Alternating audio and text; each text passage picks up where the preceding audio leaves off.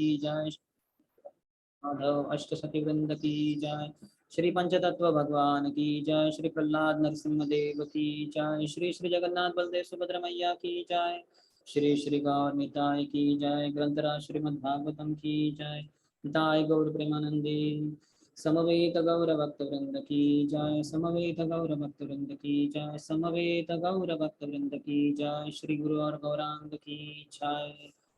नमो विष्णुपदाय कृष्णपृष्ठाय भूतले श्रीमते भक्तिवेदांत स्वामी निति नामिने, नमस्ते सरस्वती देवी गौरवाणी प्रचारिणे निर्विशेष शून्यवादिने। ओम नमो भगवते वासुदेवाय, ओम नमो भगवते वासुदेवाय, ओम नमो भगवते वासुदेवाय।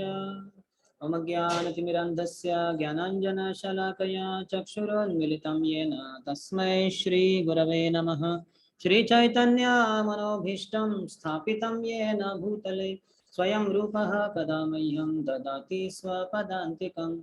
वन्देऽहं श्रीगुरुं श्रीयुतपदकमलं श्रीगुरून् वैष्णवांश्च श्रीरूपं साग्रजातं सहगणा रघुनाथान्वितं तं सजीवं साद्वैतं सावधूतं परिजनसहितं कृष्णचैतन्यदेवं श्रीराधा कृष्णपादान् सहगणा ललिता श्रीविशाखान्वितांश्च वाञ्छाकल्पतरुभ्यश्च कृपा सिन्धुभ्य एव च पतितानां पावनेभ्यो वैष्णवेभ्यो नमो नमः। जय श्री कृष्ण चैतन्य प्रभु नित्यानंद, श्री अद्वैता गदाधर श्रीवासादि गौरभक्तवृंद। हरे कृष्णा कृष्णा कृष्ण हरे हरे, हरे राम राम राम हरे हरे।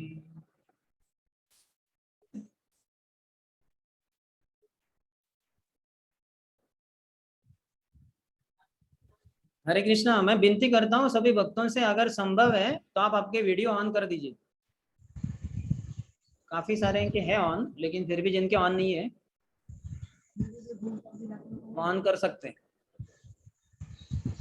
ठीक है, तो सर्वप्रथम मैं आप सभी भक्तों का आभारी हूँ कि आप हमें बार बार ये मौका देते हैं, जिससे कि हम भगवान के ऊपर कुछ चर्चा करने के लिए हमें एक अवसर प्राप्त होता है।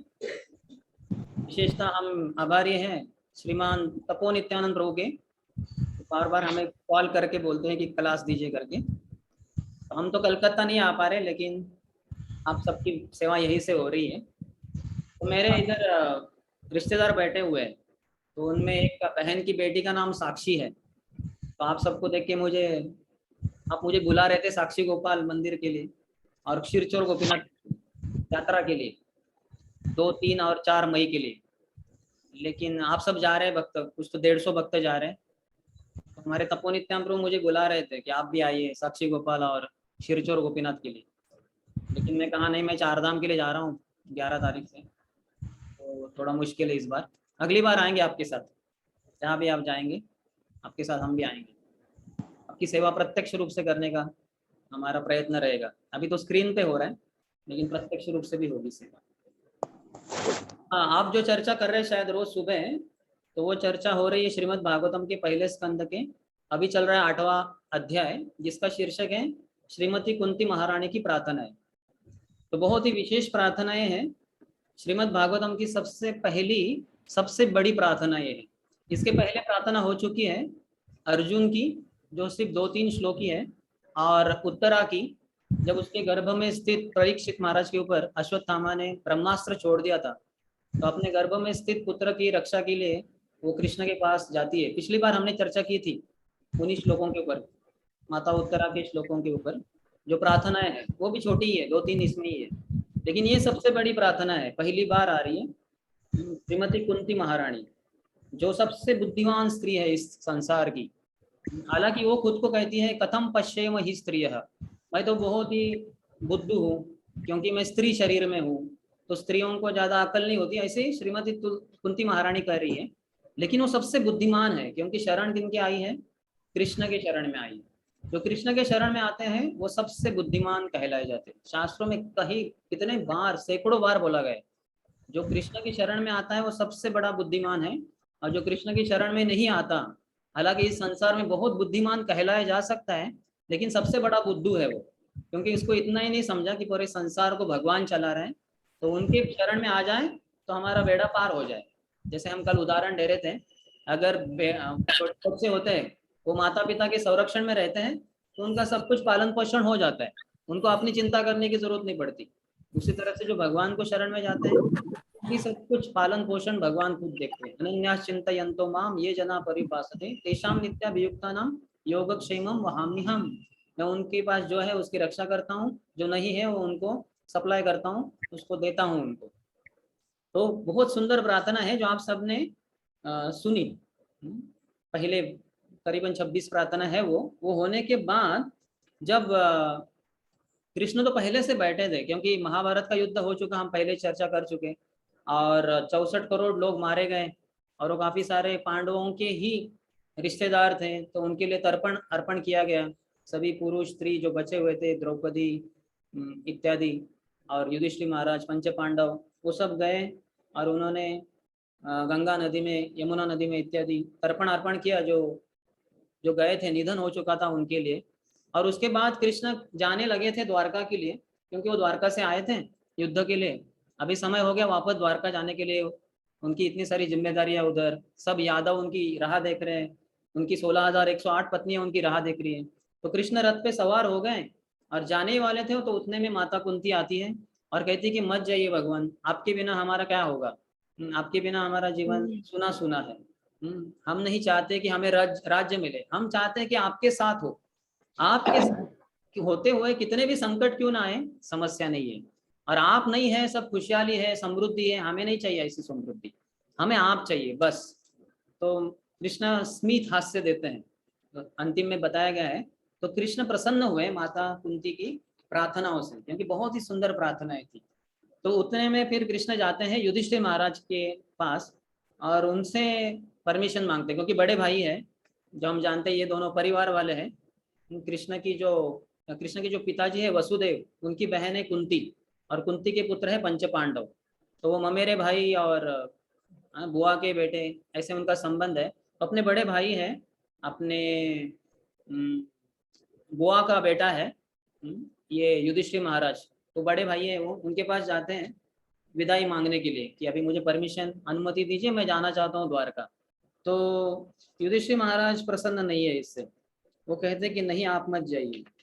तो ये सेक्शन जो है, बस अभी अभी ये प्रार्थना अंत हुए हैं, 42 43 तक।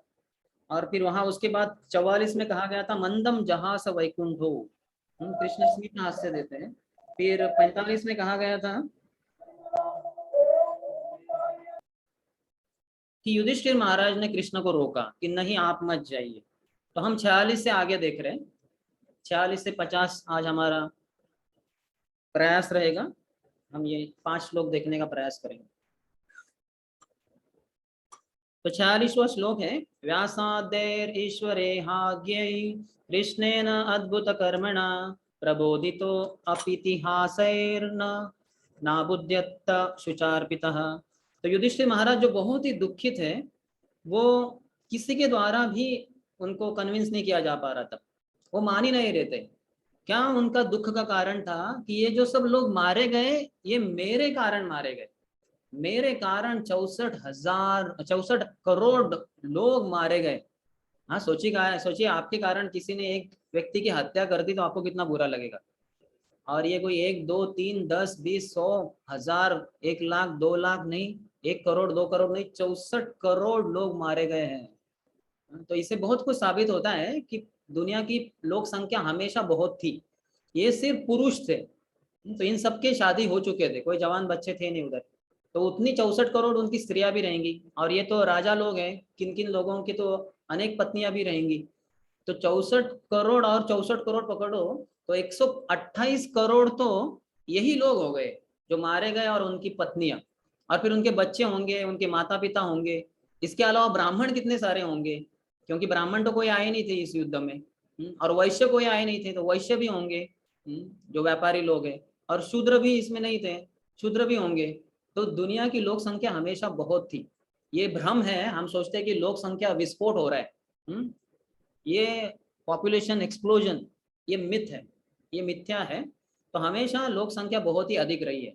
जो कहते हैं कि आर्य लोग आए वहां से कहीं से, तो और फिर आए उन्होंने हड़प्पा मोहनजोदड़ो ये सब सिविलाइजेशन संस्कृति का उद्धार उद्धृत किया, ये सब मूर्खता है। ये शास्त्रों के अनुसार नहीं है। हमारे शास्त्रों में पूरी तरह से बताया गया है कि हमेशा लोग उपस्थित रहते थे। और आर्य कोई और नहीं है, भारतीय लोग ही आर्य हैं। आर्य यानी जिनको संस्कृति पता है, संस्कृति अनुसार जो चलते हैं वो। तो युधिष्ठिर महाराज को ये दुख दुख हो रहा है, और कितने सारे महान संतों ने उनको बताया कि नहीं नहीं युधिष्ठिर महाराज, इसमें आपका कोई दोष नहीं है, आप स्वार्थी नहीं है। आपने स्वार्थ के कारण ये नहीं सोचा कि मुझे राजगद्दी मिले हस्तिनापुर की, कि इसके कारण आपने युद्ध ये करवाया, ये आपका हेतु नहीं था। व्यासदेव ने उनको समझाया, और कृष्ण ने खुद उनको समझाया। भगवान पूर्ण पुरुषोत्तम भगवान वो उपस्थित है, वो उनको समझाए। व्यासदेव जिन्होंने सभी वेद शास्त्र सब लिखे हुए हैं ना, 18 पुराण लिखे, 108 उपनिषद, फिर 4 वेद ऋग यजुर साम अथर्व, ये सब लिखने वाले व्यक्ति व्यासदेव, वो उनको समझा नहीं पा रहे कि आप दुख मत हो कीजिए, आप कारण नहीं है युद्ध के। तो वो कहते हैं कि नहीं, आप मैं ही कारण हूँ। युधिष्ठिर महाराज ऐसे कह रहे, ये ऐसा क्यों हो रहा है? व्यासदेव समझा नहीं पा रहे, कृष्ण नहीं समझा पा रहे। कृष्ण किसको नहीं समझा सकते? वो तो संपूर्ण ईश्वर है, परमेश्वर है। वो ईश्वर का अर्थ क्या होता है? जो नियंत्रक होता है उसको ईश्वर कहते हैं। तो हम भी ईश्वर है। जैसे अभी ये करताल को मैं यहाँ से उठा के यहाँ रख सकता हूँ, मैं भी नियंत्रण कर रहा हूँ कुछ, लेकिन हमारा नियंत्रण तो बहुत ही छोटा है। हम ज्यादा कुछ कर नहीं पाते। हमारे नियंत्रण में बहुत सारी चीजें नहीं भी है, लेकिन जो जिनके सभी नियंत्रण में सभी चीज है उनको परम ईश्वर कहते हैं, परमेश्वर। तो ऐसे कृष्ण स्वयं उधर उपस्थित है। व्यासदेव ने सबको बताने के लिए, समझाने के लिए शास्त्र लिखे हैं, वो खुद उनको समझा नहीं पा रहे। तो इसका कारण क्या है? इसका कारण हमारे आचार्य बताते हैं कि जो कृष्ण इनके युधिष्ठिर महाराज के हृदय में बैठे हैं परमात्मा के रूप में, वो उनको अंदर से बोल रहे हैं कि मानो मत, स्वीकार मत करो, नहीं नहीं नहीं नहीं, ये कृष्ण जो बोल रहे हैं, व्यासदेव बोल रहे हैं, वो उचित नहीं है। तुम ही कारण हो, तुम्हारे कारण ही 64 करोड़ लोग मारे गए हैं। ये अंदर से कृष्ण बाहर से बोल रहे हैं कि ऐसे नहीं, यू नो, कि आप युद्ध के कारण नहीं है, और अंदर से कृष्ण बोल रहे हैं नहीं, तुम ही हो, तुम्हारे कारण ही सब लोग मारे गए हैं। क्यों ऐसा करना चाहते हैं कृष्ण? ऐसा जैसे कपट नहीं कहेंगे इसको, दो प्रकार के भूमिका कृष्ण निभा रहे हैं। बाहर से प्रत्यक्ष रूप से भगवान के रूप में बोल रहे हैं कि तुम्हारे कारण लोग नहीं मारे गए, ये धर्म युद्ध था, तो ये बराबर था, वो अधर्मी लोग थे, अधर्मी लोग मारे गए। लेकिन अंदर से परमेश्वर के रूप में, परमात्मा के रूप में बोल रहे हैं कि नहीं नहीं, तुम ही कारण हो, तुम स्वार्थी थे, तुम्हें राजगद्दी चाहिए थी, इसलिए सबको तुमने मार दिया। अपने 100 कौरव भाइयों को मार दिया, दुर्योधन को मार दिया, दुशासन को मार दिया, अपने बड़े भाई कर्णों को भी तुमने मार दिया। वो राजा बनना चाहिए था, लेकिन तुमने उसको भी मार दिया, वो कुंती का पहले पुत्र है। तो अंदर से भगवान चिल्ला रहे हैं कि तुम्हारे कारण लोग मारे गए, और बाहर से भगवान बोल रहे नहीं नहीं युधिष्ठिर महाराज आप नहीं। तो ऐसे भगवान करते हैं, क्यों करते हैं उसके भी आचार्य हमारे बताते हैं कारण। वो कारण है कि अगला जो अध्याय है, 9वां अध्याय, कि भीष्म देव का प्रयाण। क्योंकि इस जो सब चल रहा है, ये इस समय वहां, ये तो सब हस्तिनापुर में चल रहा है, कृष्ण वहां से द्वारका के लिए जा रहे हैं, तब उधर क्या हो रहा है? युद्ध भूमि पे अकेले वो बैठे हैं। भीष्म बैठे नहीं, वो सोए हुए, उनके शरीर से पूरे बाण गए, हजारों बाण। ऐसे कहते हैं 2 बाणों के बीच में एक उंगली नहीं जा सकती, इतने बाण उनके गर्दन से नीचे पांव तक, एंकल्स तक, इतने सारे बाण के ऊपर वो सोए हुए है, सोए है ना, वो लेटे हुए हैं, और वो राह देख रहे हैं। उनकी इच्छा थी कि युधिष्ठिर महाराज को हस्तिनापुर के राजा के रूप में देखने की। पूरे सृष्टि के वो सम्राट बन चुके हैं, सभी राजा जो रहेंगे संसार के, वो उनके आधिपत्य में, उनके अंतर्गत रहेंगे। ये एकमात्र दिखने की इच्छा थी भीष्म देव की। तो वहां उसके लिए ही इच्छा मृत्यु है उनको, जब चाहे मर सकते। इतना खून हो रहा जा रहा है, इतना दर्द हो रहा है। और ये महीना कौन सा है जो भगवदगीता बताई गई थी युद्ध के पहले दिन? वो कौन सा है? मोक्षदा एकादशी। वो दिसंबर में मार्गशीर्ष महीने में आता है। तो वो अभी मार्गशीर्ष हो गया, उसके बाद का चल रहा है। फिर अभी जनवरी, माघ महीना, उसमें कितनी ठंडी होती है नॉर्थ इंडिया में, दिल्ली में, और ये हस्तिनापुर उधर ही है, दिल्ली के उधर, जो आज का न्यू दिल्ली है वो पूर्व जमाने का हस्तिनापुर है। तो वहां पे लेटे हुए इतनी ठंडी में और खून बह रहा है, इतनी परेशानी में भीष्म देव इच्छा मृत्यु मृत्यु के बाद भी इच्छा मृत्यु को स्वीकार नहीं कर रहे, क्योंकि उनके आंखों की तमन्ना है, इच्छा है, मैं देखना चाहता हूँ राज मुकुट युधिष्ठिर महाराज के सर पे चमकते हुए, और वो पूरा राजवेश में वो देखना चाह रहे थे। और वो उपदेश भी देंगे पूरे संसार को युधिष्ठिर के माध्यम से। और भगवान दिखाना चाहते हैं पूरे संसारी लोगों के लिए कैसी मेरी भक्ति कोई भी किसी स्थिति में कर सकते हैं। यहाँ की बाण इतने लगे हुए, इस स्थिति में भी हमारे भक्त जो होते हैं शुद्ध भक्त, वो मेरे बारे में उपदेश संसार को दे सकते हैं, पूरे संसारी लोगों को दे सकते हैं। बहुत कुछ भगवान को सिखाना है दुनिया को। तो इसलिए युधिष्ठिर महाराज को अंदर से बोल रहे हैं कि नहीं, ये कृष्ण की स्वीकार मत करो, व्यासदेव की स्वीकार मत करो। तो इसके बाद फिर युधिष्ठिर महाराज को लेके जाएंगे, यहाँ से लेके जाएंगे कहाँ, युद्ध भूमि पे। युद्ध तो हो चुका, 18 दिन हो चुके हैं, कोई नहीं अभी उधर। जो मर गए उनकी लाशें वगैरह जलाई गई ना, बहुत कुछ हो गया है, वो खाली हो गया मैदान, सिर्फ एक ही व्यक्ति पूरे मैदान में है। वो 50 किलोमीटर बाय 50 किलोमीटर इतना लंबा वो कुरुक्षेत्र का युद्ध भूमि, उस पर एक ही आदमी अभी उपस्थित है, वो है भीष्म देव। और वो भी लेटे हुए, कोई नहीं है, एक भी बाजू में व्यक्ति नहीं है उधर, वो अकेले है। तो भगवान उनके बारे में सोच रहे, मेरा शुद्ध भक्त जो है भीष्मदेव, मेरा मुझे उसका गुणगान करना है और मुझे उसको मदद करनी है। अंतिम समय में नारायण स्मृति, अंते नारायण स्मृति, जब शरीर छोड़ता है व्यक्ति, भगवान को नारायण का स्मरण करना चाहिए।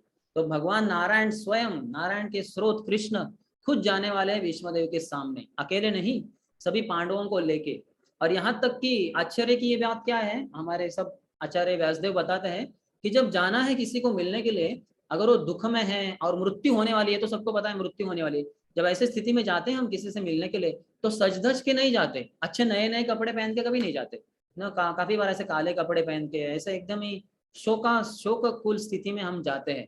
लेकिन बहुत ही आश्चर्य की बात है, कृष्ण सभी पांडवों को क्या बोलते हैं, राजवेश पहनो, मुकुट पहनो, सब गहने पहनो ना।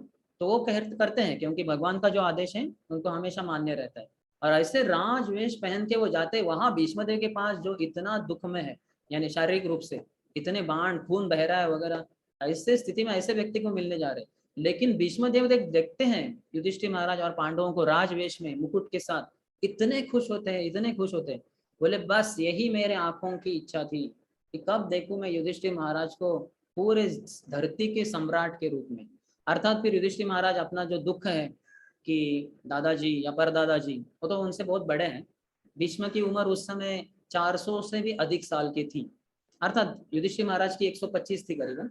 तो लेकिन फिर भी हाँ, युधिष्ठिर महाराज के पिताजी पांडु, पांडु के भी ऊपर के उनके पिताजी विचित्र वीर्य वगैरह, तो उनके भाई व्यासदेव, और ये तो उनके भी ऊपर एक तरीके से दादाजी के समान है वो। हाँ, उनके ही गोदी में बैठकर सब पांडव बड़े हुए। अर्जुन को लेते थे भीष्मदेव, दादा है ना, लेते थे भीष्म पांडु, कभी अर्जुन को, कभी भीम को, कभी युधिष्ठिर को, कभी नकुल सहदेव को, और उनके सर पे ऐसे ऐसा करते थे और उनको पूछते थे, बताओ द्रोणाचार्य ने तुम्हें क्या सिखाया आज। तो बताते कि दादाजी आज हमने ऐसे तीर सीखा, आज वायु बाण को सीखा, आज अग्नेय बाण को सीखा, आज हमने ब्रह्मास्त्र सीखा, ऐसे अर्जुन ने एक बार बताया, क्योंकि ब्रह्मास्त्र अर्जुन को पता था, सिर्फ अश्वत्थामा और अर्जुन ये दोनों को द्रोणाचार्य ने सिखाया था, ब्रह्मास्त्र कैसे छोड़ना है और उसको रिट्रैक्ट कैसे वापस लेना है इत्यादि। तो ऐसे उनकी गोदी में वो पाले पोसे बड़े हुए थे, और दादाजी अभी बड़े कठिन स्थिति में। तो युधिष्ठिर महाराज अपना दुख, उनका मानसिक दुख है, और इनका भीष्मदेव का शारीरिक दुख होने के बाद भी वो उस चेतना में है नहीं, शारीरिक चेतना में है नहीं, वो पूर्ण कृष्ण चेतना में है। और फिर वो उपदेश करते, वो आगे आएगा 9वें अध्याय में।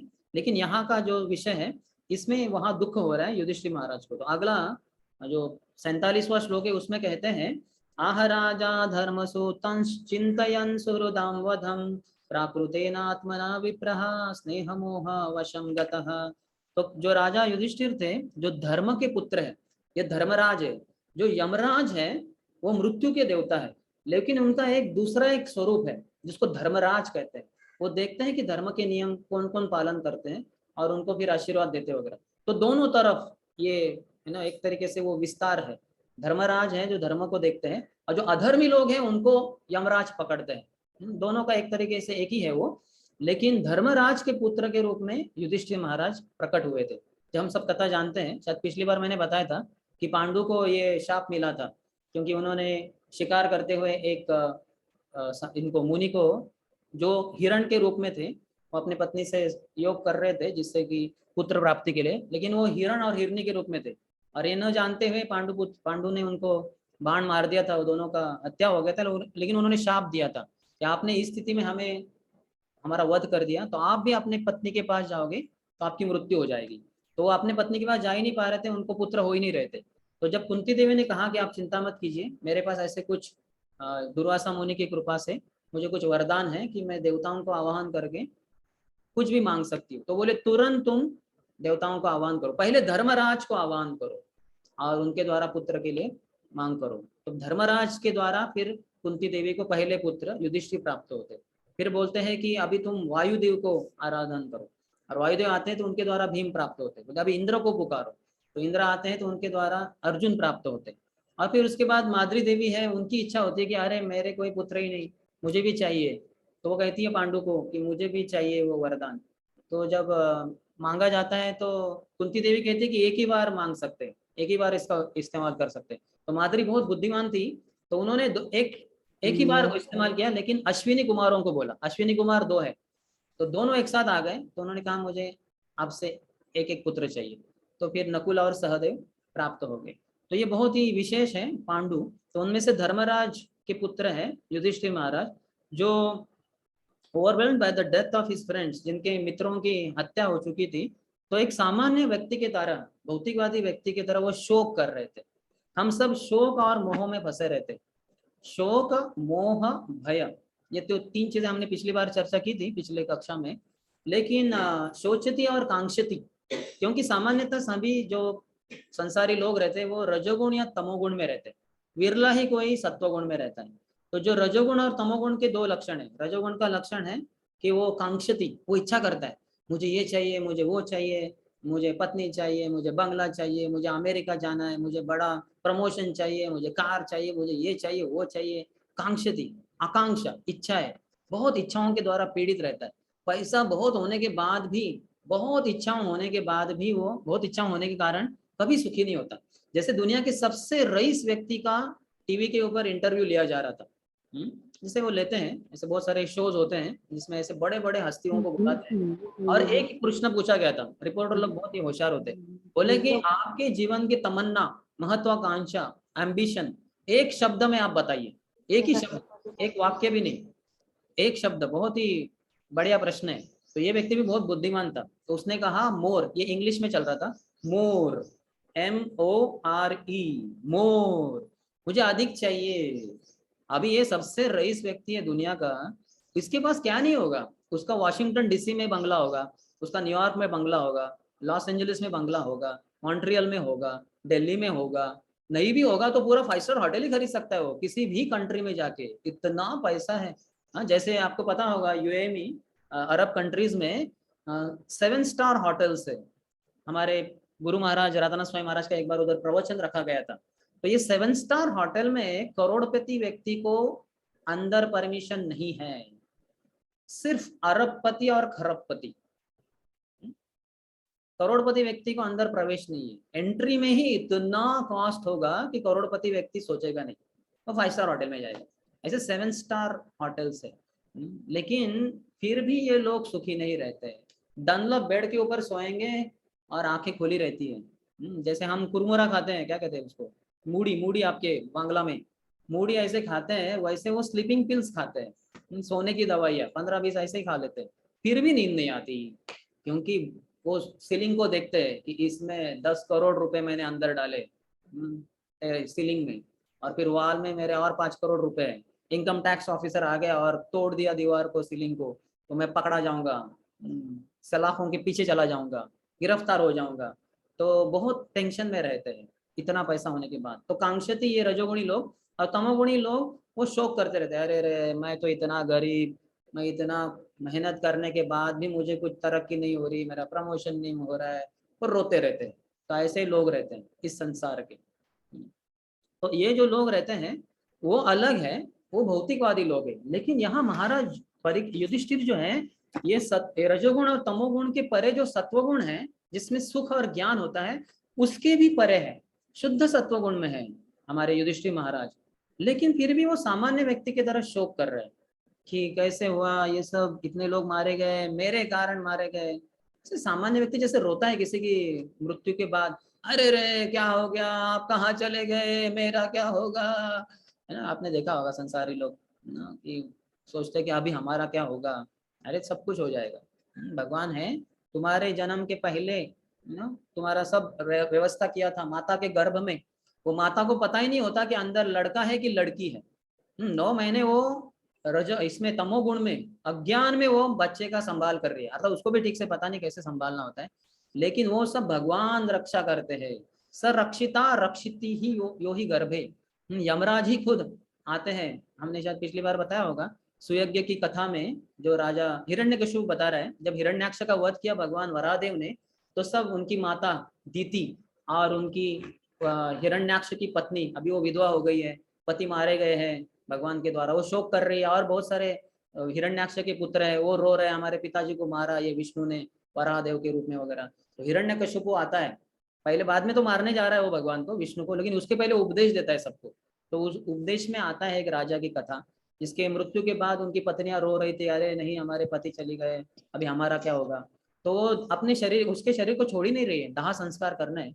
तो उस समय फिर यमराज जी खुद आते एक छोटे ब्राह्मण बालक के रूप में, और एक श्लोक बोलते हैं जिसकी अंतिम लाइन ये है, सरक्षिता रक्षति यो ही गर्भे। भगवान रक्षा करते हैं एक शिशु की माँ के गर्भ में।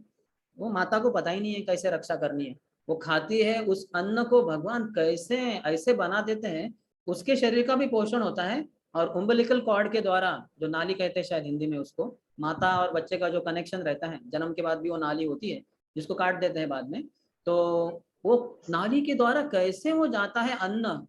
हाँ, ऐसा कुछ राइस के दाने नहीं जाते उसमें से, दाल ऐसे ही जाती नहीं उसमें से, उसमें सब्जी नहीं जाती ऐसे, करेला वगैरह वो जो माँ ने खाया ऐसे नहीं जाता, वो बराबर पचन होके ऐसे जाता है, बराबर वो बच्चे के नाभि से बच्चे का पोषण होता है। देखिए कैसे सिस्टम है। अभी हम कभी नाभि से खा सकते क्या कुछ, नाभि में डालेंगे वो जाएगा नहीं, राइस दाल सब्जी चपाती, नाभि में प्रॉब्लम हो जाएगा हमारे।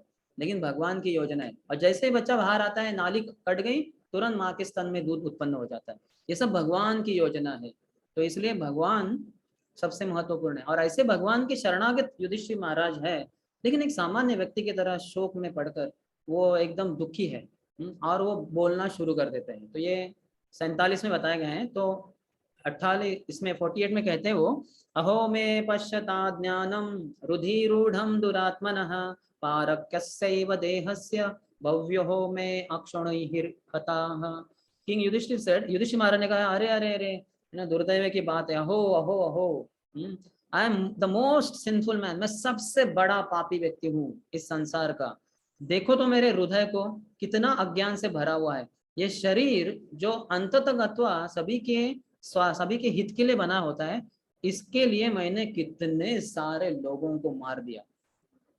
तो प्रॉपर तात्पर्य में बहुत अच्छी चीज बताते हैं, जिसको मैं पढ़ता हूँ, कि this body is after all meant for others. हमारा जो शरीर है ये दूसरों के लिए बना हुआ है, इस खुद के लिए नहीं है। खुद की बस खाओ पियो मौज करो, ईट ड्रिंक एंड बी मेरी। ऐसे बहुत सारे लोगों का, इसको हेडोनिस्टिक फिलोसफी कहते हैं ना, बस आपने ही सोचो। छोटा बच्चा होता है, उसकी वो चेतना होती है। 4 प्रकार के कोष बताए गए हैं। तो पहला कोष है अन्नमय कोष। तो अन्नमय कोष में जो छोटा बच्चा होता है उसको कुछ अकल नहीं होती, इसलिए शास्त्रों में बताया गया है कि जन्मना जायते शूद्रो। सब बच्चे जो पैदा होते हैं वो क्षुद्र होते हैं। ब्राह्मण कुल में पैदा हुआ बच्चा क्षुद्र है, क्षत्रिय कुल में पैदा हुआ बच्चा क्षुद्र है, वैश्य कुल में जन्मा हुआ बच्चा क्षुद्र है, शूद्र परिवार में जन्म हुआ क्षुद्र ही है। सब क्षुद्र है, सब बुद्धू है, सब अज्ञानी है। इसलिए वो बच्चा क्या करता है, हर कुछ चीज को लेता है और अपने मुंह में डालता है और उसको चबा कर देखता है। तो उसको समझ में आता है ये तो नहीं है कुछ खाने के लिए, तो उसको फेंक देता है। फिर वो दूसरी कुछ चीज लगा, उसको खाता है वो ना। उसको अन्नमय कोश कहते हैं। सब कुछ उसको अन्न के रूप में ही दिखता है, वो खाता रहता है। यहाँ तक कि कभी कभी वो अपने जो टट्टी वगैरह की है उसको ऐसा चाटता वगैरह, वो कुछ अकल नहीं रहती। तो अन्नमय कोश है। फिर उसके ऊपर मनमय है, ज्ञानमय, विज्ञानमय, फिर आनंदमय। जब हम भक्ति शुरू करते हैं या मानव देह प्राप्त होता है, उसकी तुलना की है ज्ञानमय कोश से। तो वो बहुत महत्वपूर्ण है। जब मानव शरीर प्राप्त होता है 84 लक्ष योनियों से भटकने के बाद, है ना, कहते हैं ना ब्रह्मांड भ्रमिते, पूरे ब्रह्मांड अनंत कोटि ब्रह्मांड है, हम तो लोग कभी कभी छुट्टियों में, जैसे ही अभी चल रहा है ग्रीष्म ऋतु, हमारा अप्रैल और मई मंथ, इसमें बहुत सारे लोग छुट्टियों के लिए इधर उधर जाते हैं, हॉलीडे रिसोर्ट में वगैरह जाते हैं, इधर उधर भटकते हैं। कुछ लोग लंदन जाएंगे, कुछ लोग अमेरिका जाएंगे, कुछ ऑस्ट्रेलिया पर्थ टोक्यो वगैरह जाएंगे। हम तो इधर ही पृथ्वी के ऊपर ही थोड़ा भ्रमण करते हैं। लेकिन हमारा आत्मा का प्रवास कहाँ कहाँ चल रहा है, वो पूरे ये ब्रह्मांड के बाहर दूसरे ब्रह्मांड है ना। तेतम भुक्त्वा स्वर्ग लोकम विशालम क्षीणे पुण्य मर्त लोकम विशंति। जिन्होंने बहुत अच्छे पुण्य कार्य किए हैं वो तो कहाँ जाते हैं, वो ऊपर जाते हैं स्वर्ग लोक में। लेकिन क्षीणे पुण्य मर्त्य लोकम विशंति, पुण्य क्षीण होने के बाद, खत्म होने के बाद फिर से इस मर्त्य लोक में उनका जन्म हो जाता है। तो वहां जा सकते हैं स्वर्ग लोक में। जो तपस्वी लोग होते हैं वो ऊपर सत्य लोक में जाते हैं। और प्रभुपद एक तात्पर्य में लिखते हैं, शास्त्रों में बताया गया है, जो शुद्ध ब्रह्मचारी है उसकी मृत्यु के बाद वो सत्य लोक जाएगा, अगर भगवान का शुद्ध भक्त नहीं है तो। लेकिन उसने शुद्धता से ब्रह्मचर्य का पालन किया तो मृत्यु के बाद वो तुरंत सत्यलोक में चला जाएगा, यानी ब्रह्मा जी के लोक में चला जाएगा। और ब्रह्मा जी की जब मृत्यु हो जाएगी, ब्रह्मा जी चले जाएंगे वैकुंठ, तो ब्रह्मा जी के साथ ये सब जो निवासी है वो सब वो भी चले जाएंगे वैकुंठ धाम। तो ये सब योजना है। नीचे भी लोग जा सकते हैं, जैसे हमारे बलि महाराज गए बिल्व स्वर्ग में, यानी नीचे सुतल लोक में चले गए, वामन देव भगवान ने उनको वहां भेज दिया ना। या इसके ब्रह्मांड के बाहर भी जा सकता है जीवात्मा। तो यहाँ सब लोग ऐसे ऐसे जाते हैं ना। लेकिन ये सब के परे हैं शुद्ध भक्त, जो वैकुंठ लोक से आते हैं और वैकुंठ लोक ही जाना चाहते हैं। तो हमारा शरीर है ये दूसरों के लिए बना हुआ है, अपने लिए नहीं है। तो हमें अपने बारे में सोचते नहीं रहना चाहिए। हम जब दूसरों के बारे में सोचेंगे तो भगवान हमारे बारे में सोचेंगे, अर्थात दूसरों को भक्ति देने के लिए प्रयास करना चाहिए। वो भगवान वही कहते हैं कि न च तस्मान मनुष्येषु कश्चिन में प्रिय कृतमः, उससे और कोई अधिक में मुझे प्रिय नहीं है जो मेरे बारे में दूसरों को बताए। जैसे एक ऑर्डिनरी सेल्समैन भी रहता है, कंपनी का कुछ प्रोडक्ट जाता है, घर घर जाता है और लोगों को बोलता है ये लीजिए बहुत अच्छा मोबाइल है, या अच्छा वॉशिंग पाउडर है, ये है वो है। तो उसके लिए जो कंपनी होता है कितना कुछ सुविधा देता है, उसके लिए बाइक देता है, मोबाइल देता है, लैपटॉप देते हैं, बहुत कुछ देते हैं। तो उसी तरह से भगवान का जो प्रचार प्रसार करेगा, क्या उसकी भगवान रक्षा नहीं करेंगे, भगवान उसका पालन पोषण नहीं करेंगे? भगवान सब कुछ देखेंगे उसका। तो हमारा जो जीवन है वो दूसरों के लिए देना चाहिए। चैतन्य महाप्रभु भी वही कहे ना, भारत भूमि ते मनुष्य जन्म जार, जन्म सार्थक करी कर परोपकार। भारत भूमि में जिसका जन्म हुआ है, अभी भारत भूमि में तो बहुत सारे कुत्ते बिल्लियों का, गधों का भी जन्म हुआ है। तो इसलिए चैतन्य महाप्रभु आगे क्या कहते हैं, भारत भूमि ते मनुष्य जन्म जार, जिसका मनुष्य जन्म हुआ है। तो अभी इतने सारे करोड़ों सब जीवात्मा है भारत भूमि में, तो उसमें से मनुष्य कितने हैं? आज की लोक संख्या भारत की शायद 130 करोड़, 140 करोड़ जो भी है। तो ये 130 करोड़ लोगों के लिए चैतन्य महाप्रभु क्या बोल रहे हैं, भारत भूमि ते मनुष्य जन्म जार, जन्म सार्थक करी, अपना जन्म सार्थक करो, कर पर उपकार, कि दूसरों के ऊपर उपकार करो। तो हमारे लिए तो डायरेक्ट इंस्ट्रक्शन है, जिस किसी ने भारत भूमि में जन्म लिया है उसको भगवान कृष्ण ने स्वयं 500 साल पूर्व जो श्री चैतन्य महाप्रभु के रूप में प्रकट हुए हैं, हम सबको डायरेक्ट ऑर्डर दिया है, प्रत्यक्ष रूप से उपदेश है कि आप सब न जन्म सार्थक करो अपना, और दूसरों को भी जन्म सार्थक करने में मदद करो, उपकार करो। तो प्रभुपाद कहते हैं कि this body is after all meant for others, with while this life is there in the body, it is meant for the service of others। जैसे अभी जो हम रहते हैं, आप परिवार वाले हैं, सांसारिक लोग, तो आप सब आपकी पत्नी, बच्चे, भाई बहन वगैरह, माता पिता, उनकी उनके लिए आप आपके शरीर को कितना ये करते हो, परिश्रम करते हो, अर्थात उसके द्वारा आपके लिए भी मिलता है कुछ, लेकिन दूसरों के लिए देना होता है, खुद के लिए नहीं जीना होता है।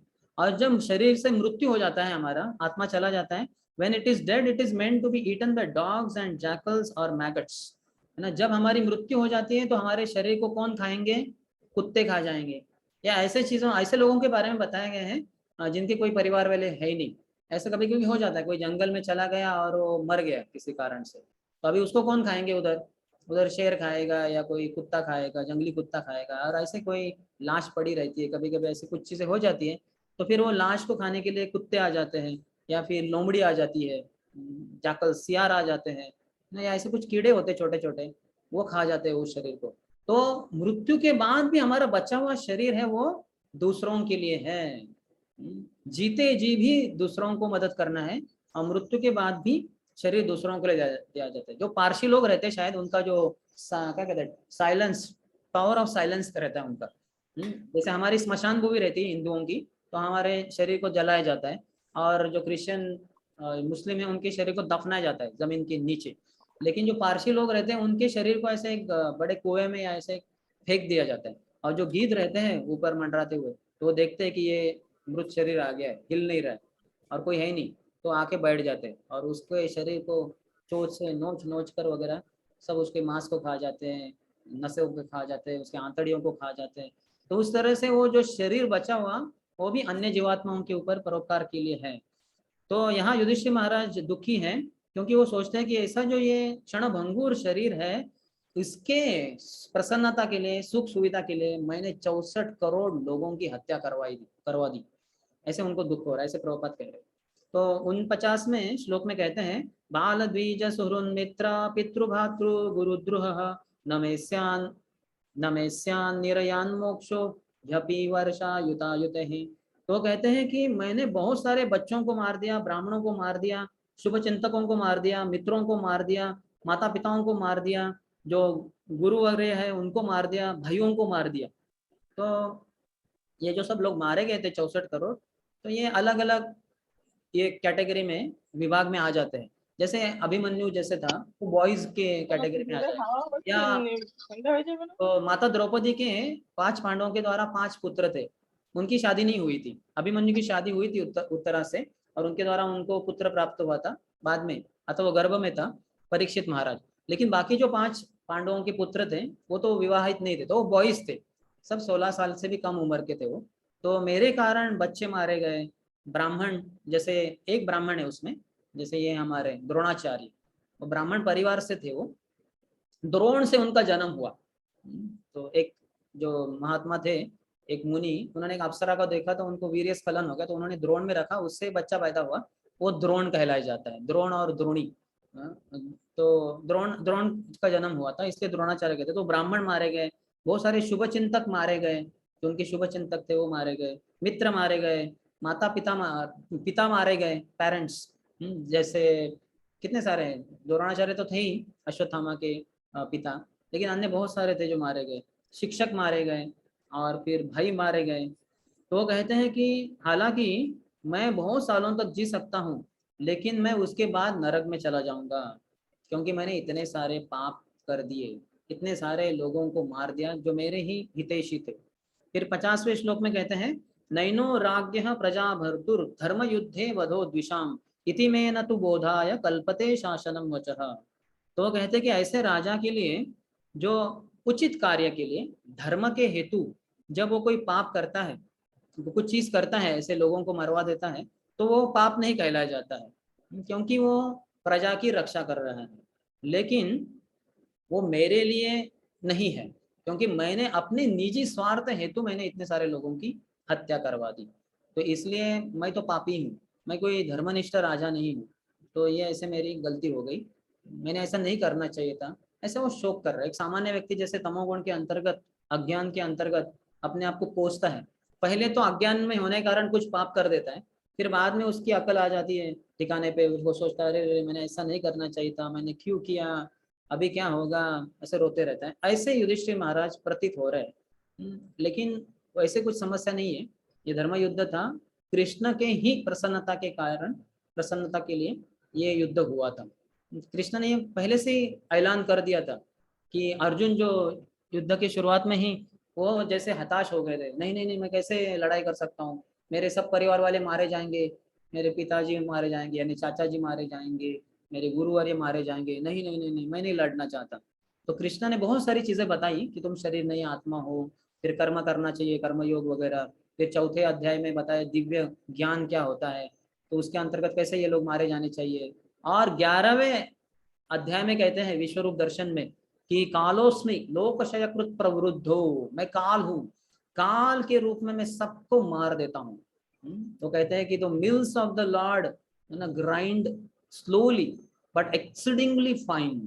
जैसे हम सबने बचपन में वो चक्की देखी होगी, हमारी दादी वगैरह है ना, 2 स्टोन्स पत्थर होते हैं ऐसे गोल, एक के ऊपर एक, और उसमें एक नीचे होल रहता है बीच में, तो उसमें हमारी दादी क्या करती थी, गेहूं डाल देती थी, और उसमें उसमें एक होल रहता है जिसमें एक खूंटी रहती है, तो उसको पकड़ के ऐसे हिलाते। तो बहुत भारी रहता है वो।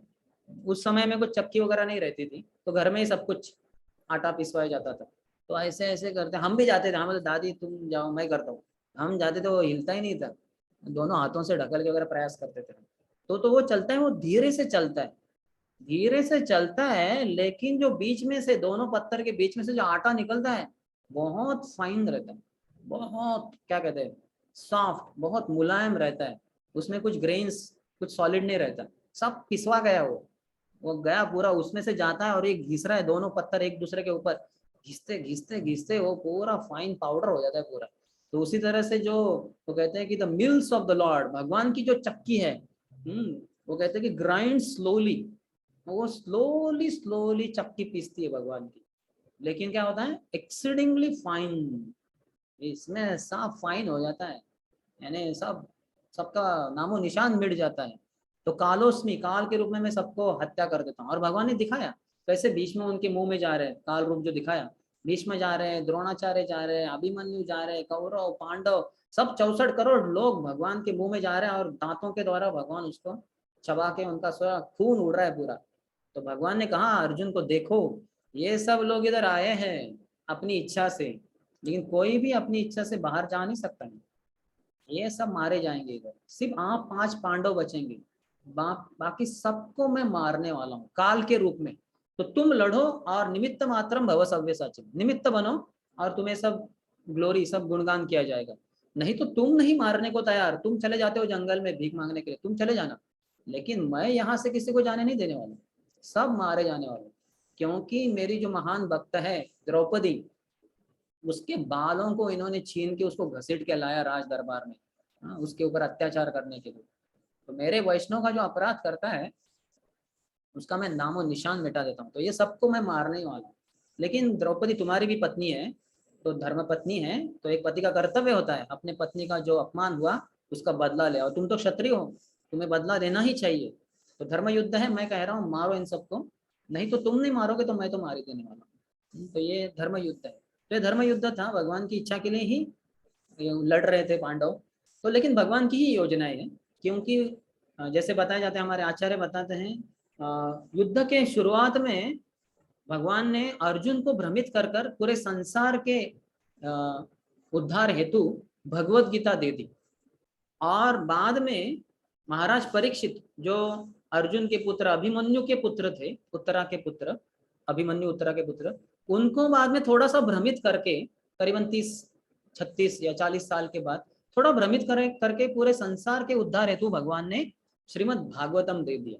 जैसे हम जानते हैं कि परीक्षित महाराज गए थे एक बार शिकार करने के लिए, राजा के रूप में शिकार करना उनको अलाउड होता है, क्योंकि शिकार एक जो क्षत्रिय होता है उनको खून देखना होता है, जो धर्म युद्ध करना होता है, जो अधर्मी लोग हैं उनको मारना है, तो मारेंगे तीर से तो खून निकलेगा, वो व्यक्ति तड़पते तड़पते मर जाएगा, ये देखने के बाद वो व्यक्ति क्षत्रिय हताश नहीं होना चाहिए, उसके बाद दूसरे किसी को मारने के लिए तैयार होना चाहिए। तो उसको खून देखने की आदत होनी चाहिए, व्यक्ति को मरते हुए देखने की आदत होनी चाहिए क्षत्रिय को। तो अभी हर बार तो ऐसे ही किसी को, जब सामान्य समय चल रहा है, किसी को भी नहीं मार सकता वो मायूस निष्पाप व्यक्ति को। तो इसलिए किसको मारना है, फिर जंगल के जानवरों को मार सकता है, हर किसी जानवर को नहीं मार सकता। जो खूंखार जानवर है, जो समस्या कर देते दूसरों के लिए या मानवों के लिए भी, उनको ही मार सकता है। तो बहुत शूरवीर वो क्षत्रिय रहते थे, वो जाते थे और मारते थे। तो एक बार शिकार के लिए गए थे परीक्षित महाराज, सुबह से लेके दोपहर तक बहुत धूप निकली थी, पसीना पसीना हो गए, और कुछ शिकार तो मिली नहीं, वो प्यास लगी। तो फिर उन्हें देखा कि जंगल में एक जगह पे कुछ तो कुटिया है, एक झोपड़ी है, किसी मुनि का आश्रम था। तो अंदर चले गए, देखा एक मुनि एकदम ध्यान मग्न अवस्था में बैठे थे। तो उन्होंने कहा कि मुनिवर मुझे थोड़ी प्यास लगी है, थोड़ा पानी मिलेगा। बड़े प्रेम से कहा उन्होंने। तो ये मुनिवर तो ऐसे ही बैठे रहे, तो टस से मस नहीं हुए। तो फिर से उन्होंने कहा मुनिवर मुझे प्यास लगी है, थोड़ा पानी मिल सकता है। ये तो हिल ही नहीं रहे, 2-3 बार बोला, ये तो कुछ हिलने का नाम ही नहीं ले रहे। तो राजा थोड़े क्रोधित हो गए, अरे मैं राजा हूँ, मैं प्यासा हूँ, प्रेम से मांग रहा हूँ, मुझे दे नहीं रही है, ऐसे कैसे है। जब भी कोई घर में मेहमान आता है तो उसको कम से कम आसन देना होता है बैठने के लिए, नीचे चटाई देना होता है, उसको पीने के लिए पानी देना होता है। और कुछ नहीं दे सकते हैं तो कम से कम मधुर वचन बोलने होते हैं कि सॉरी मैं बहुत गरीब हूँ, मेरे पास कुछ है नहीं, माफ कीजिए। और वो भी नहीं कर सकता तो रोना चाहिए कि मैं इतना अभागा हूँ, मैं आपकी सेवा नहीं कर पा रहा हूँ, लेकिन मन में कुछ अच्छे विचार भी नहीं आ रहे सेवा के, तो मैं इतना अभागा, रोना चाहिए व्यक्ति को। और ये साधु होते हुए भी ऐसे कर रहे हैं। तो क्रोधित होकर उन्होंने देखा क्या करूं, तो अपने बाण को लिया, उधर एक मरा हुआ सांप था, उसको बाण से अग्रभाग से उठाया और उनके गले में डाल दिया और फिर वहां से चले गए। और जैसे चले गए वो जा रहे थे तो उनके मन में आ रहे अरे मैंने क्या कर दिया। वो जो ऋषि मुनि बैठे थे वो तो तपस्या में पूरी तरह से मग्न थे, उनको पता ही नहीं कोई आया बाजू में, और मैं कैसे इतना गया गुजरा हो गया कि मैंने उस मुनि का ऐसे गलती कर दिया, तो मुझसे बड़ा अपराध हो गया और इसके लिए जो भी सजा है मुझे स्वीकार करने के लिए मैं तैयार हूँ। और उतने में हो ही गया, जो शमीक ऋषि थे वो, और उनका अपराध हो गया। और उनके जो बेटे थे 7 साल के करीबन श्रृंगी, उनको जब पता चला कि राजा सम्राट परीक्षित महाराज ने मेरे पिता के ऊपर ऐसे मरा हुआ सांप डाला, उसकी ये मजाल, हाँ ये जो क्षत्रिय है हमारे पाँव की जूती है और ये जूती हमारे सर पे चढ़ने का प्रयास कर रहे हैं, मैं इसको शाप देता हूँ कि 7 दिन के अंतर्गत 7 दिन के बाद इसके तक्षक नाम के एक सर्प के दंश के द्वारा मृत्यु हो जाएगी। तो ये ब्रह्म शाप हो गया, ब्राह्मण के द्वारा शाप। और बाद में ये गोमुख नाम के एक व्यक्ति के द्वारा बताया जाता है, शमीक ऋषि बताते हैं। तो परीक्षित महाराज स्वीकार करते हैं उसको, पूरे राजगद्दी को अपने पुत्र जन्मेजय को दे देते हैं। सभी बोलते हैं मंत्रियों को मेरा बेटा छोटा है 12 साल का है, आप सब देखो वो ध्यान से करे सब कुछ, मैं चला अभी, मेरे 7 ही दिन बचे क्योंकि अभी अंत्य नारायण स्मृति स्मृति अंतिम समय में नारायण का स्मृति होने के लिए प्रयास करना चाहिए, तो मैं जा रहा हूँ जंगल में ऋषि मुनियों के साथ रहकर वहाँ भक्ति करूंगा वगैरह। और फिर उनको सुखदेव गोस्वामी श्रीमद् भागवतम बताते। तो ये भगवान की योजना होती है कि अर्जुन को भ्रमित करके भगवत गीता देना संसारी लोगों को, और फिर परीक्षित महाराज को भ्रमित करके पूरे संसारी लोगों को श्रीमद् भागवतम देना। और अभी श्रीमद् भागवतम के अंतर्गत युधिष्ठिर महाराज को भ्रमित करके थोड़ा सा शोकमग्न करके कि मेरे कारण 64 करोड़ लोग मारे गए, फिर इसके द्वारा भगवान बोलेंगे ठीक है तुम मेरी नहीं मानते, व्यासदेव की नहीं मानते, तुम्हारे दादाजी को ही तो मानोगे कि नहीं, चलो उनके पास चलते, भीष्म देव के पास। तो अभी दादाजी से मिलने की इच्छा भी है युधिष्ठिर महाराज को, अभी राजा बन गए, उनका राज्याभिषेक हो गया है। और फिर बोलते चलो चलो जाते हैं फिर। और तुरंत कृष्ण बोलते हैं कि ऐसे नहीं, एकदम राजवेश पहनो, एकदम सिल्क के धोती, सिल्क का अंग वस्त्र, सब गहने पहनेंगे, ब्रेसलेट्स वगैरह सब, अंगूठियां रहेंगी उनकी सोने की, उसमें हीरे मोती जड़ित रहेंगे, और फिर मुकुट रहेगा, जो हस्तिनापुर के सम्राट पूरे संसार के राजा है वो, तो उस रूप में चलो, और घोड़ों के रथ के ऊपर सवार होकर वो भी। तो जाते हैं वो सब उधर, ऐसे जैसे शोकाकुल, जैसे हम किसी बीमार व्यक्ति को जो मरने जा रहा है उसको मिलने जाते हैं एकदम शोका अवस्था में, वैसे नहीं गए वो, एकदम खुशी खुशी गए क्योंकि कृष्ण ने उनको आदेश दिया था। और फिर अगले अध्याय में देखेंगे भगवान ये जो भीष्मदेव है इन्होंने कितनी सुंदर प्रार्थना अर्पण की, और वो राह देख रहे थे, वो युधिष्ठिर महाराज को उपदेश किए कितने सारे विषयों के ऊपर, कुल धर्म, राज धर्म, स्त्री धर्म, है ना, वर्णाश्रम धर्म, महाभारत में कितने सारे सैकड़ों श्लोक है इसके ऊपर। यहाँ श्रीमद् भागवतम में संक्षिप्त उसका सारांश दिया गया बहुत अच्छे ढंग से। और फिर कृष्ण का भी गुणगान करते हैं, बहुत कुछ सुंदर प्रार्थना अर्पण करते हैं।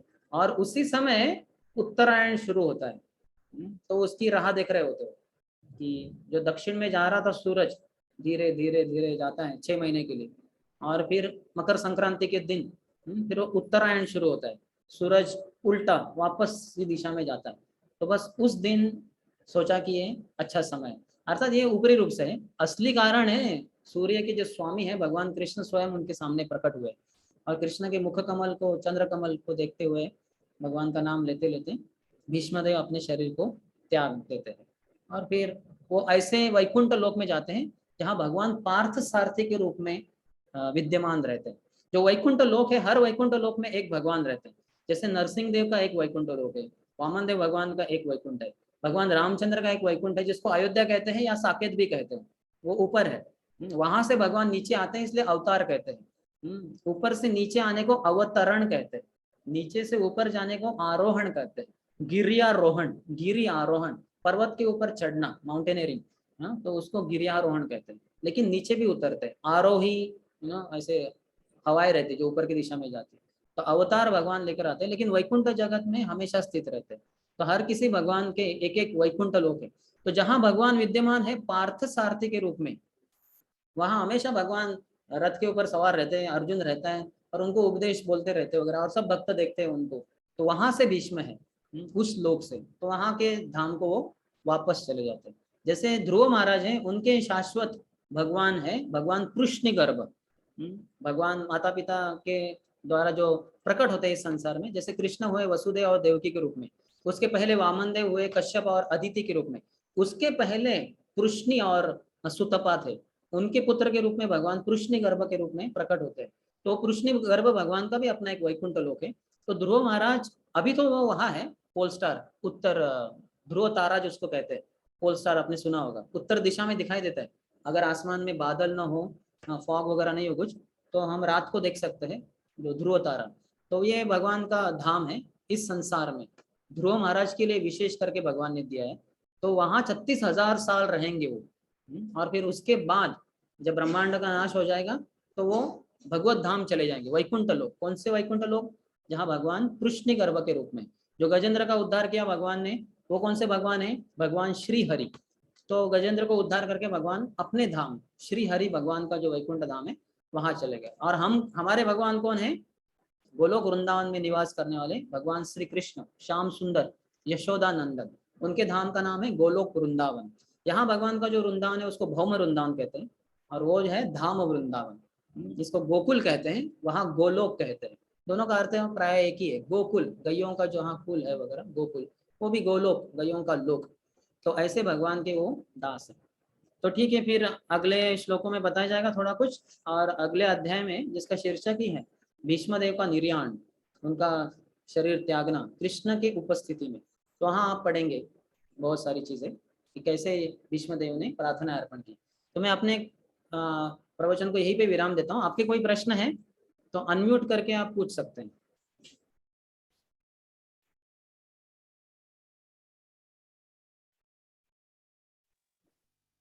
হরে কৃষ্ণ। কার কোন প্রশ্ন আছে?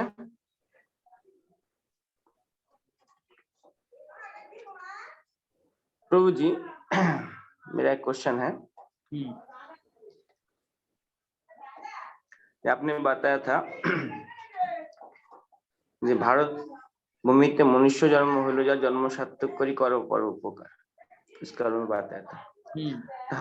हम खुद में देखता है हमारा जीवन में, जहाँ हम दूसरे के ज्यादा प्रचार करता है।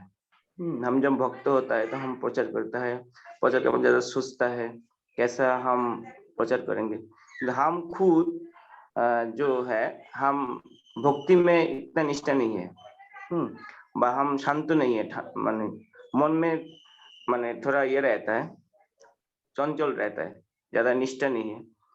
तो श्लोक श्रवण में रुचि ज्यादा नहीं है, किंतु हम प्रचार के लिए ज्यादा रुचि है।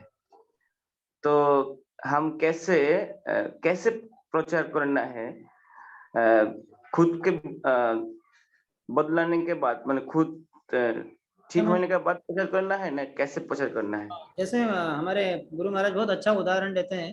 जैसे एक कुआं रहता है, तो कुएं से कितनी सारी स्त्रियां आती हैं या लोग आते हैं, पानी निकालते हैं, है ना।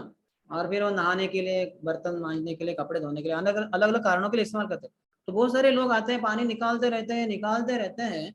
अगर सोचिए उसका जो नीचे का भाग है उसमें से जमीन से कुछ पानी आ नहीं रहा है, तो ऐसे लोग पानी निकालते जाएंगे, निकालते जाएंगे, निकालते जाएंगे, बाद में क्या हो जाएगा? कुआं सूख जाएगा पूरा। किसी को कुछ पानी दे नहीं पाएगा वो। तो इसलिए वो कुएं के अंतर्गत एक सिस्टम रहता है, जो जमीन से पानी आता है, जितना लेवल है पानी का जमीन के अंतर्गत, उस लेवल तक वो पानी अपने आप भर जाता है। हमने एक निकाल दिया, तुरंत जो पानी है भर देते हैं। जैसे निकाल दिया और 10 लीटर निकाल दिया, तुरंत 10 लीटर भर जाता है। तो इसके कारण वो कुएं में हमेशा पानी रहता है, इसलिए अगले आने वाले हजारों लाखों लोगों को हमेशा के लिए वो पानी दे सकता है। तो ये सिस्टम न हो तो कुआं तो सूख जाएगा, किसी को पानी दे नहीं पाएगा। तो हमारे भी जीवन में ये बहुत महत्वपूर्ण है कि जब हम दूसरों को प्रचार कर रहे हैं तो हमारे भी हृदय में वो स्फूर्ति, वो उत्साह, वो प्रेरणा मिले। तो हमें किसी से लेना होगा वो, इसलिए हम संतों का संग करते हैं, साधुओं का संग करते हैं। तो उनके द्वारा श्रवण कीर्तन करके आदेश प्राप्त कर, उपदेश स्वीकार कर, फिर हमारा शरीर में हृदय का पोषण होता है, हमारे हृदय में वो प्रेरणा जागृत होती है। फिर वो प्रेरणा के द्वारा हम दूसरों को प्रेरणा दे सकते हैं। लेकिन हम श्रवण नहीं करेंगे, हम प्रभुपाद की किताबें नहीं पढ़ेंगे, तो धीरे धीरे प्रचार करते जाते जाते, क्योंकि प्रचार करने के लिए बाहर जाना होता है, माया के नगरी में जाना होगा। और माया बहुत प्रबल है, कितने सारे बिलबोर्ड्स है। आजकल तो जवान लड़के लड़कियां सरे आम सड़कों के ऊपर ही बहुत कुछ करते रहते हैं। ये देखकर हम ही, जैसे आजामिल का हो गया, वो तो जंगल में एक बार उसने देखा एक पुरुष स्त्री को आलिंगन करते हुए, उसका पूरा ना जीवन बर्बाद हो गया, वो पापी बन गया, वो वेश्या के साथ रहने लग गया, 10 पुत्र हो गए उसके।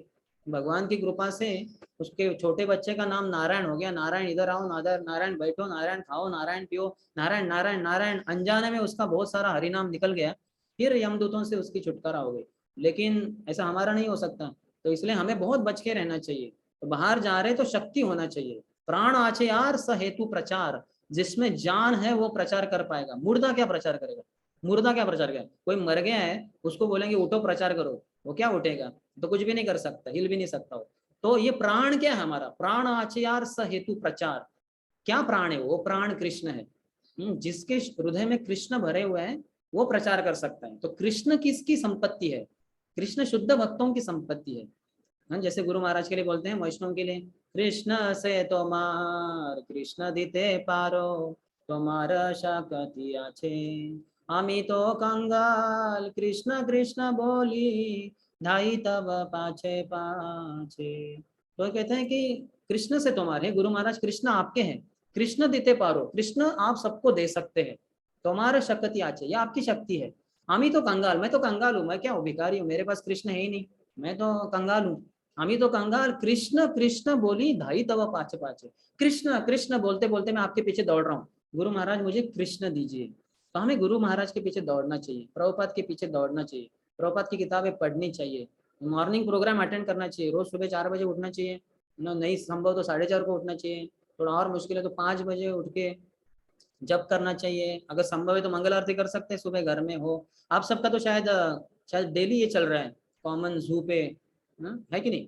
मंगल आरती वगैरह आप सब अच्छे से कर रहे हैं। अच्छा प्रोग्राम है ये, जिसके द्वारा सभी भक्त स्क्रीन पे आकर, मैं देखता हूँ कि माता जी लोग दिखते इधर स्क्रीन पे, वो प्रदक्षिणा कर रही है तुलसी महारानी को, जल डाल रही है। प्रभु जी लोग आपके ऑल्टर दिखते हैं, अभी भी दिख रहे हैं तुलसी महारानी वगैरह, आप बैठे हैं बाजू में उधर, तो बहुत अच्छा है ये। तो ऐसे संग करना चाहिए। लेकिन ये ठीक है अभी, क्योंकि कोविड वगैरह चल रहा था तो उसके कारण ऑनलाइन सब क्लासेस शुरू हो गए, अच्छा भक्तों का संगठन रहा। लेकिन अभी कोविड कम हो गया काफी हद तक, तो ऑफलाइन भी जाना चाहिए, मंदिर जाना चाहिए, जहाँ आपका सत्संग केंद्र है वहां जाना चाहिए, भक्तों का संग करना चाहिए, है ना, जितना हो सके, क्योंकि संगे शक्ति कलयुग है, कलयुग में शक्ति आती है संग से। तो इसलिए संग में बार बार आना चाहिए। ये सबको वैसा ही अनुभव है। जैसे हम जो इंजीनियरिंग कर रहे थे, हालांकि इंजीनियरिंग कॉलेज था लेकिन बहुत सारे ब्रांचेस थे, तो हर ब्रांच का अपना एक संगठन था। जैसे मैं इलेक्ट्रिकल ब्रांच में था तो हमारा आसी था, association of students of electrical engineering, ASSE। वैसे ही पीमेसा था, production and mechanical engineering students association. चेसा था, केमिकल स्टूडेंट्स एसोसिएशन। तो ऐसे हर किसी केमिकल इंजीनियरिंग के फर्स्ट सेकेंड थर्ड फाइनल चारों साल के बच्चों का एक संगठन, जिसको चेसा कहते थे, हमारा आसी, है ना। तो ये इसके द्वारा, संघ से द्वारा शक्ति मिलती है भौतिक जीवन में भी, वैसे ही आध्यात्मिक जीवन में भी। तो इसलिए हमें भक्तों के संबंध में रहना चाहिए, संघ में रहना चाहिए, बार बार सुनना चाहिए। अगर नहीं जा सकते मंदिर या सत्संग केंद्र तो अपने घर में पढ़ सकते हैं। आजकल तो कितने सारों लाखों भक्तों के ऑडियो लेक्चर्स, डिजायर ट्री पे जाएंगे तो कितने सारे महात्माओं के, हमारे प्रभुपाद के शिष्यों के प्रवचन है, प्रभुपाद के प्रवचन है। प्रभुपाद का तो आजकल मशीन्स वगैरह आते हैं, वो एक ही वो मशीन में वो मिलता है शायद 2000 रुपए का, उसमें प्रभुपाद के जितने भी लेक्चर है ना, वो जो 12 साल में रिकॉर्ड किए हुए सभी के सभी है, इंग्लिश हिंदी बांग्ला शायद वो भी है ना। तो ये ले सकते हैं हम, उसको सुन सकते हैं, फिर प्रभुपाद किताब पढ़ सकते हैं, ऑनलाइन क्लासेस अटेंड कर सकते हैं, ऑफलाइन मंदिर जा सकते हैं, ये सब करना होगा। नहीं तो फिर धीरे धीरे हम सूख जाएंगे। मैं तो कितने सारे भक्तों को देखा हूँ, ब्रह्मचारियों को देखा हूँ, मेरे मित्रों को देखा हूँ, जो 10 साल मंदिर में रह के बाद में छोड़ के चले गए, या 15 साल के बाद, 20 साल के बाद, क्योंकि उन्होंने प्रभुपाद किताबें पढ़ी नहीं, मॉर्निंग प्रोग्राम ठीक से अटेंड किया नहीं, जब ध्यान से किया नहीं, और प्रचार करते रहे करते रहे करते रहे। वो ऐसे कुएं के समान बन गए जो पानी देता रहा देता रहा देता रहा, लेकिन अंदर से पानी आया नहीं जमीन से, फिर वो सूख गया कुआं। फिर उनको ड्राई लगता है, सूखा सूखा लगता है कि ये मैं मंदिर में क्यों रह रहा हूँ, या भक्तों के संग में क्यों जा रहा हूँ, इससे अच्छा है मैं बाहर चला जाता हूँ। तो ऐसा नहीं होना चाहिए। तो व्यक्ति को बुद्धिमान होना चाहिए, इनटेक और आउटटेक। जैसे हम काम करते हैं शरीर के द्वारा, शारीरिक कष्ट, लेकिन उसके पहले कुछ खाते भी हैं, खाएंगे नहीं, कष्ट ही करते जाएंगे, कष्ट ही करते जाएंगे, उधर ही खेती में किधर तो गिर जाएंगे, क्योंकि अनाज लगता है ना। जो कलयुग चल रहा है तो उसमें जो वाइटल प्राण होता है वो अन्न में रहता है। जो सत्ययुग में वगैरह वो हड्डी में वगैरह भी रहता था, रक्त में रहता था। इसलिए हिरण्यकश्यप वो सत्ययुग में जब तपस्या कर रहा है, उसका पूरा मांस जो था वो चींटियों के द्वारा पूरा खा लिए थे, उसकी सिर्फ हड्डियां बची थी, स्केलेटन, लेकिन फिर भी वो हड्डियों के अंदर उसने अपने प्राण को पकड़ के रखा था। तो क्योंकि ये सत्ययुग था, अभी हम ऐसे नहीं कर सकते, अभी अन्न में वो प्राण होता है। अन्नात् भवन्ति भूतानि पर्जन्यात् अन्न संभवः, यज्ञात् भवति पर्जन्य यज्ञ कर्म समुद्भव। भगवान कहते हैं अन्नात् भवन्ति भूतानि, अन्न के द्वारा सभी जीवात्माओं का पालन पोषण होता है। क्यों? क्योंकि उसमें प्राण रहता है, तो अन्न खाना ही होगा अर्थात भगवान को अर्पण करके। तो उसी तरह से आत्मा का अन्न है ये सब आध्यात्मिक क्रिया है, श्रवण कीर्तन स्मरण, भक्तों के संग में आके श्रवण कीर्तन करना इत्यादि। नहीं करेंगे तो बाद में प्रचार करने के बावजूद भी हो सकता है धीरे धीरे हम सूख जाए, है कि नहीं? जो सुनेंगे वही तो बोलेंगे ना, कुछ सुना ही नहीं तो हम बक बक करते जाएंगे, फिर हम टीवी न्यूज सुनेंगे, बिलबोर्ड पे जो देखा वही बकते रह जाएंगे। तो इसलिए प्रभुपाद से सुनना होगा, भागवतम से सुनना होगा, भगवत गीता से सुनना होगा, फिर जो अंदर गया कान से वो मुंह से बाहर आएगा बराबर। ठीक है। हरे कृष्ण प्रभु जी, बहुत अच्छा इसका क्वेश्चन का आंसर बहुत अच्छा है प्रभु जी। प्रभु जी दूसरा प्रश्न है, आपको ही प्रश्न है क्या, किसी और को नहीं है? इतने सारे भक्त है इधर क्या आप ही उनके प्रतिनिधि? प्रभु जी दूसरा प्रश्न है ऐसा, जे हम भक्ति में जब हम सुनता है तो हमको अच्छा लगता है, तो करने के लिए अच्छा लगता है, किंतु अभी क्या है, अभी हम जो कलयुग में वास करता है, कलयुग में रहता है, उसमें काम क्रोध खाने का चीज रहता है, हम नहीं खाना चाहता है, किंतु हमको इतना मतलब लोभ होता है, काम का इतना ज्यादा रिस्ट्रिक्शन रहता है और क्रोध का, तो हम उसको कैसे हम सोचता है ना, हम नहीं करेंगे, किंतु हमको आ जाता है उसमें, नहीं करेंगे, हम नहीं हार करेंगे नहीं कि मुझे काम नहीं चाहिए, मुझे क्रोध नहीं चाहिए, मुझे लोभ नहीं चाहिए, ये ऐसा नहीं चलेगा। जैसे वो गांधी जी बोलते हैं 3 बंदर, बुरा मत देखो, बुरा मत सुनो, बुरा मत कहो, वैसा नहीं काम करता हो। जब हमें बोलेंगे कि ना लाल बंदर के बारे में मत सोचो, तो मन में क्या आता है? लाल बंदर ही आता है, हालांकि हमने जीवन में कभी लाल बंदर देखा ही नहीं है, लेकिन ऐसा नहीं चलता। तो उसका एक पॉजिटिव अल्टरनेटिव होना चाहिए। तो हमारे नरोत्तम दास ठाकुर महाशय ने प्रेम भक्ति चंद्रिका में बहुत अच्छे से बताया, 5 जो हमारे अवगुण है, हमारे 6 रिपु है, 6 रिपु, 6 अनर्थ हम में, काम क्रोध लोभ मोह मद मात्सर्य। तो उसमें से हर किसी को 5 को कैसे नियंत्रण करना है बताए। काम कृष्ण कर्मार्पणे, कृष्ण के लिए बहुत मेहनत करो, जी जान लगा दो। प्रभुपाद ने कैसे किया, 70 साल की आयु में मालवाहु जहाज पे चढ़ के 38 डेज का 48 दिन का प्रवास करके चले गए।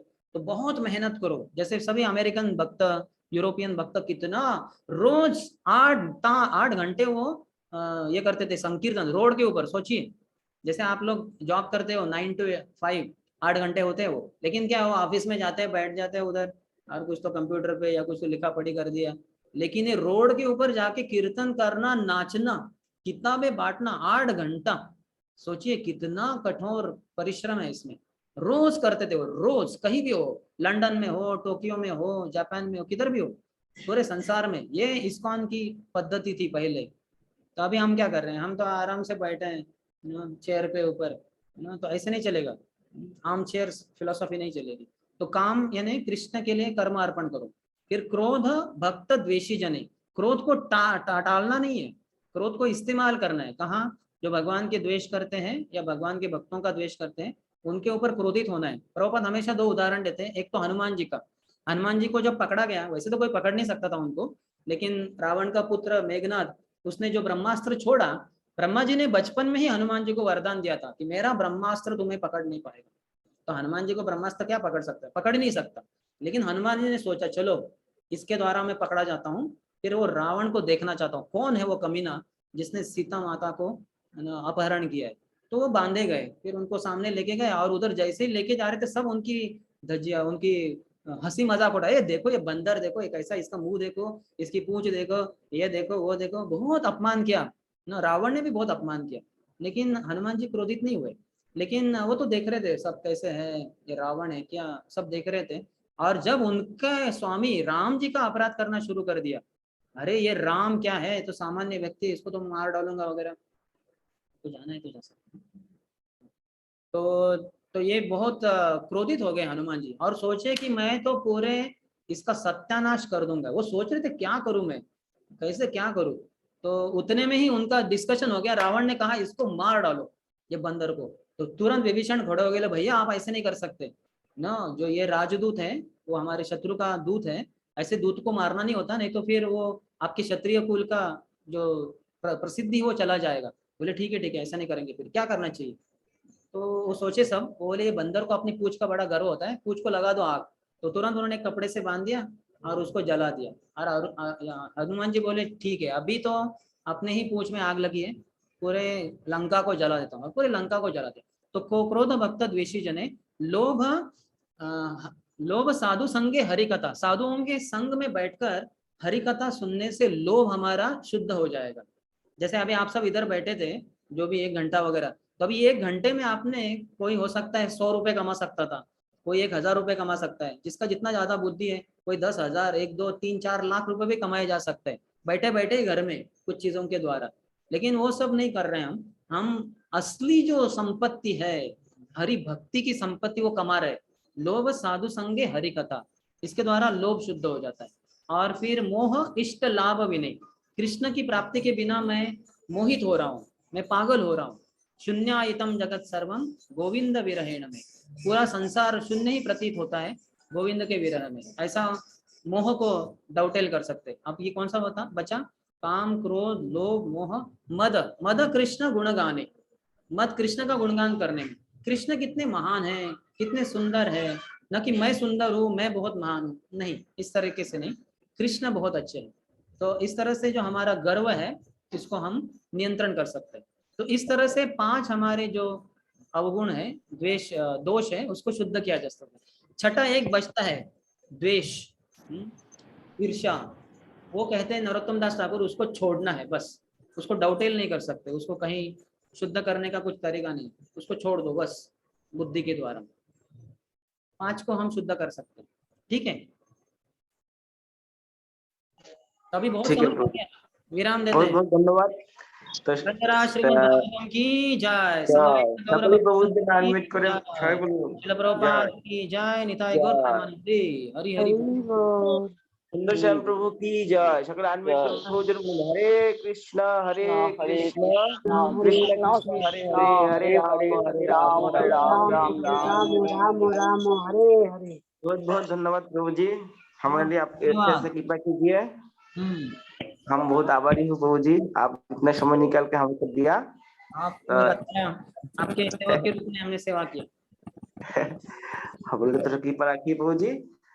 अभी हम तीन पढ़ते हैं। पंचा कल्पतरुभ्यश्च कृपा सिन्धुभ्यश्च पतितानां पावनेभ्यो वैष्णवेभ्यो नमो नमः। अनंत कोटि वैष्णव भक्तवृंद की जय, श्रील प्रभुपाद की जय, समेत भक्तवृंद की जय। जय गौर प्रेमानंदे, हरि हरि बोल, हरे कृष्ण।